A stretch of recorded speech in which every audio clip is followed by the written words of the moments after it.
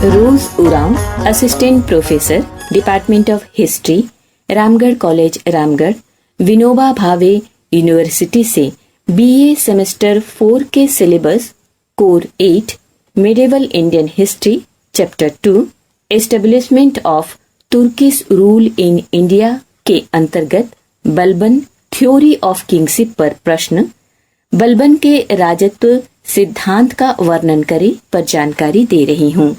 मध्यकालीन भारत के गुलाम वंश के इतिहास में गयासुद्दीन बलबन का स्थान बहुत महत्वपूर्ण है। उसने सुल्तान की शक्ति एवं प्रतिष्ठा को नए धरातल पर स्थापित किया तथा एक सुदृढ़ प्रशासनिक व्यवस्था की स्थापना की। बलबन का वास्तविक नाम बहाउद्दीन था। वह इल्तुतमिश की तरह इलबारी तुर्क था। युवावस्था में ही मंगोलों ने उसे अपना गुलाम बना लिया तथा ख्वाजा जमालुद्दीन को बेच दिया। जमालुद्दीन ने उसे सुशिक्षित कर सुल्तान इल्तुतमिश के हाथों 1232 ईस्वी में बेच दिया। सुल्तान इल्तुतमिश ने उसकी स्वामी भक्ति और योग्यता से प्रभावित होकर उसे 40 अमीरों के दल में सम्मिलित कर लिया तथा खास दरबार के पद पर नियुक्त किया। सुल्ताना रजिया के शासनकाल में उसे अमीर ए शिकार का पद मिला। रजिया के पतन के समय वह बहराम से मिल गया तथा रेवाड़ी की जागीर प्राप्त करके वहां अति उत्तम शासन प्रबंध की स्थापना की।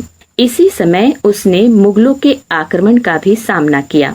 1246 ईस्वी में इल्तुतमिश के छोटे पुत्र नासिरुद्दीन महमूद के सुल्तान बनने पर बलबन की शीघ्र ही उन्नति हुई।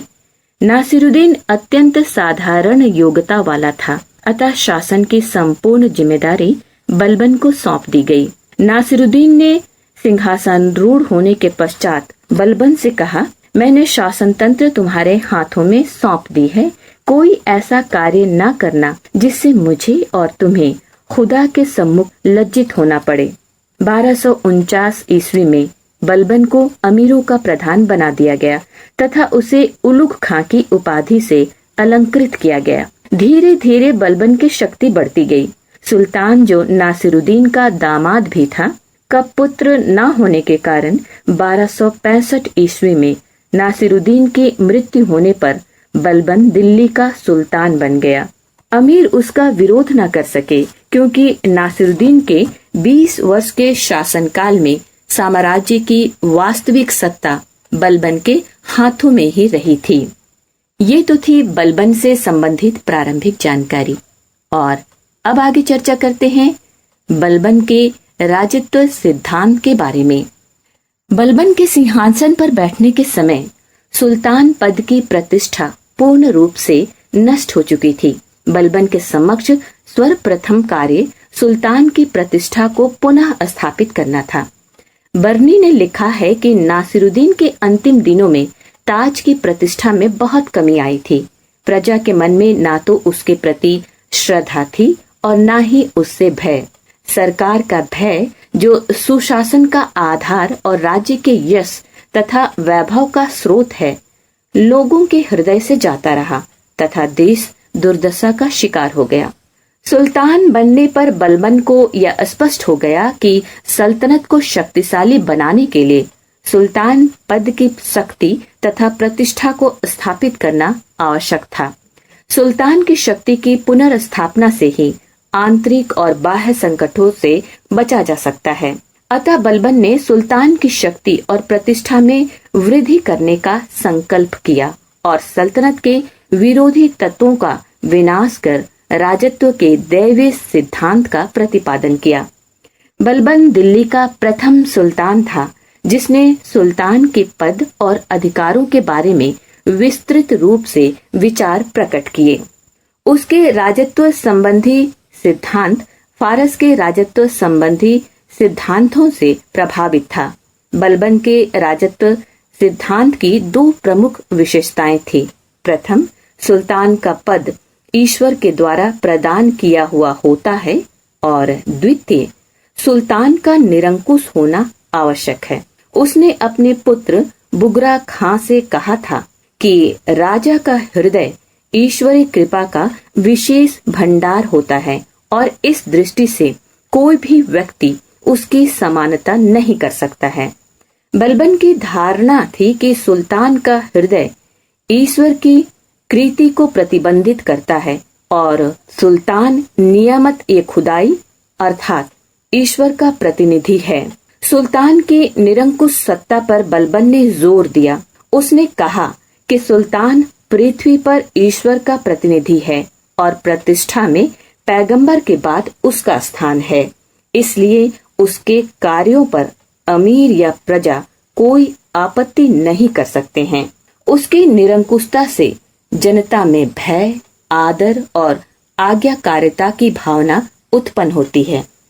अपनी इन तर्कों द्वारा बलबन ने सुल्तान को ईश्वर एवं निरंकुश सत्ता बना दिया। बलबन के द्वारा राजत्व के दैवीय सिद्धांत को अपनाए जाने के संबंध में इतिहासकारों ने विभिन्न प्रकार के मत व्यक्त किए हैं। हबीब और निजामी की मान्यता है कि बलबन ने सुल्तान को उच्च पद पर प्रतिष्ठित करने का जो प्रयास किया वह उसकी मात्र हीन भावना एवं अपराध बोध का परिचायक है। डॉक्टर हबीबुल्लाह का मत इससे भिन्न है। उनका मानना है कि बलबन ने गद्दी पर अपने वैध अधिकार के अभाव की कमी को पूरा करने के लिए राजत्व का दर्शन दिया। इसके साथ साथ यह भी संभव है कि बलबन चूंकि दासता से मुक्त नहीं किया गया था, इसलिए वह कानूनी तौर पर सुल्तान के पद के अयोग्य था। अतः जनता, अमीर और कानून की नजर में अपनी स्थिति सुदृढ़ करने के लिए उसने दैवी राजतंत्र का आडंबर किया। कारण जो भी हो, इतना तो निश्चित है कि बलबन ने अपने राजत्व के सिद्धांत के आधार पर सुल्तान के पद की गरिमा को एक नया आयाम दिया। अपनी निरंकुश नीति को कार्यान्वित करने के लिए बलबन ने सेना और गुप्तचर विभाग का संगठन किया। दिखावटी मान, मर्यादा और प्रतिष्ठा राजत्व का आवश्यक अंग माना गया। कुलीन और अकुलीन व्यक्तियों के विभेद पर बल दिया गया। सामान्य जन से सुल्तान का संपर्क समाप्त कर दिया गया। जो कुलीन वंश के नहीं थे, ऐसे व्यक्तियों से सुल्तान कोई संपर्क नहीं रखता था।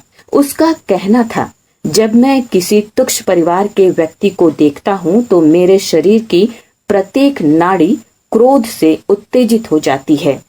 वंशावली के महत्व पर बल दिया गया। फारसी दरबार के तौर तरीकों को अपनाया गया। बलबन ने न्याय को राजत्व में महत्वपूर्ण स्थान दिया। बलबन ने खलीफा की राजनीतिक सत्ता भी स्वीकार की तथा सिक्कों पर खलीफा का नाम खुदवाया एवं खुतबा में उसका नाम पढ़वाया। अपने राजतंत्र के आदर्शों के अनुरूप ही बलबन ने अपने आप को ढाल लिया। बलबन ने राजत्व संबंधी सिद्धांत का स्वयं कठोरतापूर्वक पालन किया। अपनी महत्ता जताने के लिए उसने अपना संबंध तुरानी शासक अफरासियाब से जोड़ा।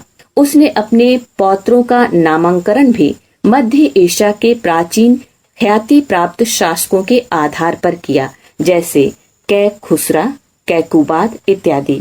उसने अपने अधिकारियों की बहाली में भी उच्च वंश वालों को ही तरजीह दी। सारे पद वह उच्च कुल के लोगों के लिए सुरक्षित रखता था। निम्न वंश वालों की छाया से भी वह बचता था। दिखावटी मान मर्यादा पर वह बहुत अधिक बल देता था। साधारण व्यक्तियों से वह नहीं मिलता था। वह एकांत में रहना पसंद करता था। हर्ष या शोक के समय वह उद्वेलित या विचलित नहीं होता था। अपने निजी सेवकों के सामने भी वह अपनी भावनाएं प्रकट नहीं करता था। यहाँ तक कि अपने पुत्र की मृत्यु पर भी उसने किसी के सामने अपना दुख प्रकट नहीं किया, जबकि एकांत में वह फूट फूट कर रोता था। उसने शराब पीना एवं आमोदपूर्ण कार्यों में भाग लेना बंद कर दिया। न्याय के संपादन में वह महत्वपूर्ण बल देता था। राज दरबार के लिए निश्चित नियम तय किए गए। फारसी परिपाटी के आधार पर उसने भी दरबार में सिजदा यानी घुटने पर सिर झुकाना एवं पैबोस यानी सुल्तान का पैर चूमना की प्रथा आरंभ की। दरबार में उसके अंगरक्षक नंगी तलवारें लिए खड़े रहते थे। उसके सामने खलीफा के 2 वंशजों को छोड़कर बैठने, वजीर को छोड़कर किसी और को बात करने और किसी को मुस्कुराने की आज्ञा तक नहीं थी। दरबारियों को विशेष प्रकार का वस्त्र पहनकर ही दरबार में उपस्थित होना पड़ता था। अपने इन कार्यों के द्वारा बलबन ने सुल्तान की विलुप्त प्रतिष्ठा एवं गरिमा को पुनः प्रभावशाली बनाया तथा सब पर भय तथा आतंक स्थापित कर दिया। अपने सिद्धांतों द्वारा बलबन ने राजत्व के आधार को मजबूत किया। बलबन की यह महत्वपूर्ण उपलब्धि थी। उसने ईश्वर, शासक तथा जनता के बीच त्रिपक्षीय संबंध को राज्य का आधार बनाने का प्रयत्न किया। उसने जनहित को शासन का व्यवहारिक आदर्श बनाया। उसका राजत्व का सिद्धांत शक्ति, प्रतिष्ठा और न्याय पर आधारित था। बलबन ने अपने समय की 2 प्रमुख आवश्यकताओं, राजपद की प्रतिष्ठा में वृद्धि तथा शांति की स्थापना के महत्व को समझते हुए राजत्व के दैवीय सिद्धांत को अपनाकर उन आवश्यकताओं की पूर्ति करने का सफल प्रयास किया। दरबार के शान शौकत, कायदे कानून, अंगरक्षकों की भयावह भाव भंगिमा और निरंकुशता की नीति के द्वारा उसने प्रथम आवश्यकता की पूर्ति की तथा रक्त एवं तलवार की नीति के द्वारा दूसरी आवश्यकता को भी पूरा किया। इसी कारण डॉक्टर ईश्वरी प्रसाद ने उसकी प्रशंसा करते हुए लिखा है, बलबन जिसने घोर संकटमयी स्थिति में पड़े शैशवावस्था के मुस्लिम साम्राज्य को सुरक्षित रखा, मध्यकालीन इतिहास में सदैव उच्च स्थान पाता रहेगा। आज के लेक्चर में बस इतना ही। उम्मीद करती हूँ कि आप अपने घरों में पूरे मन से पढ़ाई कर रहे होंगे। अगले क्लास में फिर मुलाकात होगी। साफ सफाई पर ध्यान रखें, सोशल डिस्टेंसिंग का पालन करें, घर में रहें, सुरक्षित रहें। धन्यवाद।